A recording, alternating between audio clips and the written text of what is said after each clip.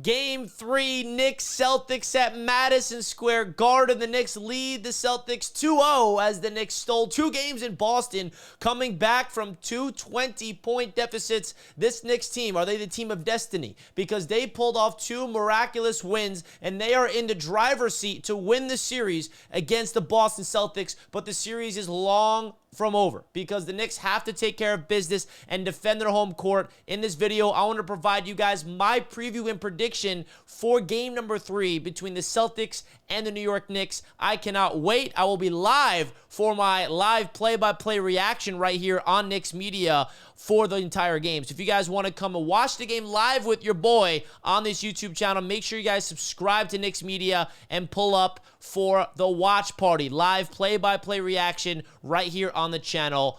Okay, let's get into business. Now, the first thing I want to say is this. Every single Knicks fan should be very happy and very pumped up about the Knicks being up 2-0, but we all need to ground ourselves a little bit and realize that the job is not done because this Boston Celtics team is legit. They were up 20 points on us for a reason in the first 2 games, and the Knicks have to be ready for this Celtics team to really feel like they're playing desperate basketball, which they are, because if they lose on Saturday, then we really are in the driver's seat to win this basketball game. And you see the highlights on your screen right here, courtesy of our boy IQ43 on X. Make sure you guys give him a follow. The Knicks did something miraculous in the fourth quarter in that game, and I think a big reason of this Knicks team's success that I feel like is being swept under the radar that I wanted to highlight in this video in particular that not a lot of people are talking about is the defense. Okay, now the highlights on your screen now is going to be all the defensive efforts from OG Anunoby and Mikal Bridges in game number 2. The Knicks brought in Bridges in the offseason, and they traded for OG as well for this reason alone, to stop the 2 Boston wings of Jayson Tatum and Jalen Brown. And we saw it come together in game number 2. Now, it's not just Bridges and OG that needs to be talked about from a defensive effort. Even Jalen Brunson has been playing great basketball defensively. Mitchell Robinson, Deuce McBride, okay, Josh Hart, they're all impacting this team defensively. And I feel like the big narrative around the Knicks in these first 2 games is that the Celtics are missing all their shots. Well, if you look at the fourth quarter in particular, and you look at all the missed opportunities the Celtics had, it's because of the Knicks' defensive ability to poke the ball free, force turnovers, making life miserable for Jayson Tatum and Jaylen Brown in the fourth quarter, contesting every single shot, communicating, switching, making sure their physicality is being felt. The Celtics weren't missing wide open opportunities in the fourth quarter. It was the defense that was able to withstand their ability to force missed shots, get the defensive rebounds, run in transition, and capitalize on the offensive end. So the Knicks have to be sticking with their roots of defense in this game number 3 coming up, because I feel like that is what's going to make or break this series. The defense was fantastic in the first series against Detroit, in my opinion, and in the first 2 games so far, it's been off the charts. Now, the Celtics are probably going to start shooting the ball very well. We know that the Celtics are a very good team on the road, just like the Knicks are a really good team on the road, by the way, 5-0 in the playoffs on the road. But for some reason, the Knicks are not that great at home. And that's something I wanted to remind everybody, that this Knicks team has not played good basketball at Madison Square Garden in the playoffs. We lost twice to the Pistons at home. That's inexcusable. You got to protect home court, especially when you have the advantage of playing at the world's most famous arena, and mixed in with the Knicks not playing well at home and the Celtics being one of the best teams in the NBA on the road, and probably not one of, but like they are known as the best team in the NBA on the road. They're going to have to make sure they feed off the Garden crowd by getting off to a fast start. We cannot afford going down 20 points again and try to fight our way back. The Knicks have to make sure they keep this game tight and close heading into the fourth quarter, because that's when they can go on their run. If you remember game 1 against Detroit, the Celtics were beating us throughout the entire game, all the way until late in the third quarter, heading into the fourth, where the Knicks won that 21-0 run, feeding off the Garden crowd. And I really think that is an advantage the Knicks have to take advantage of. Now, there's another element I wanted to talk about in this video. Everybody's talking about that the Boston Celtics offense and their stars haven't really clicked yet offensively. Well, I'm here to remind everybody that the Knicks offense hasn't even clicked yet. Jalen Brunson hasn't even played to the level that we saw against Detroit in the playoffs, right? Karl-Anthony Towns hasn't had his historic offensive game yet. OG, like, my point is, we haven't even seen the Knicks click offensively yet.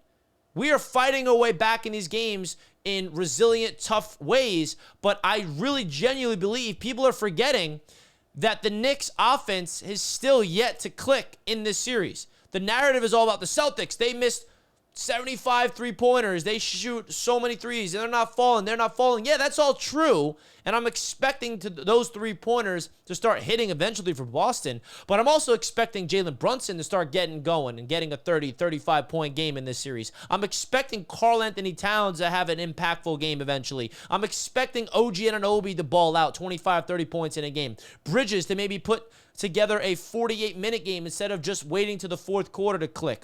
Deuce McBride, and that's my point. I feel like all of the narratives is around the Celtics struggling, and it's not highlighting what the Knicks have been doing so well. And that is something that I wanted to bring up. If this Knicks team can start clicking offensively with the defense playing at the level that it's playing at, anything is possible. Anything is possible. And the Knicks have to make sure that they go into this game and get off to a fast start, led by Jalen Brunson in particular, because it feels like Brunson struggles and then he starts playing his best ball in the fourth quarter. Now, listen, if that's a formula of success, if we have to go down 20 points again just to come back and win it, I'm not going to be complaining. As long as we're winning, I don't care how we win.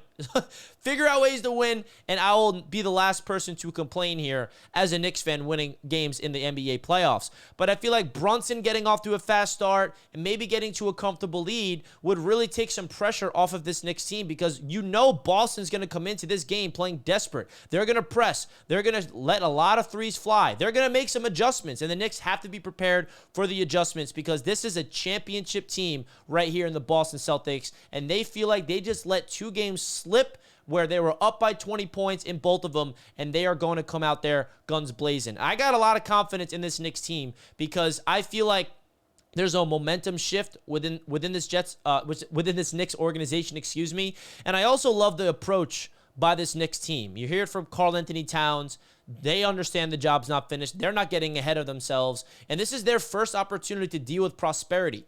How do the Knicks respond when they are on top? Usually, the Knicks are behind. They're the underdogs, and they're dealing with stuff they have to overcome, adversity. Right now, the Knicks have the comfortable 2-0 lead, right? We cannot allow this Knicks team to get complacent, and I do not expect that to be the issue. So you guys let me know your overall expectations. I got confidence heading into Game 3. The Celtics are good enough to come in and steal Game 3, of course, but we have to be on our P's and Q's. We have to feed off the Garden crowd. Again, I'll be live for the game. I will not be in attendance at MSG. So you guys let me know what's your level of confidence heading into the game tomorrow. Definitely wanted to make this preview video because I'm fired up. I cannot stop thinking about these New York Knicks, because are we the team of destiny?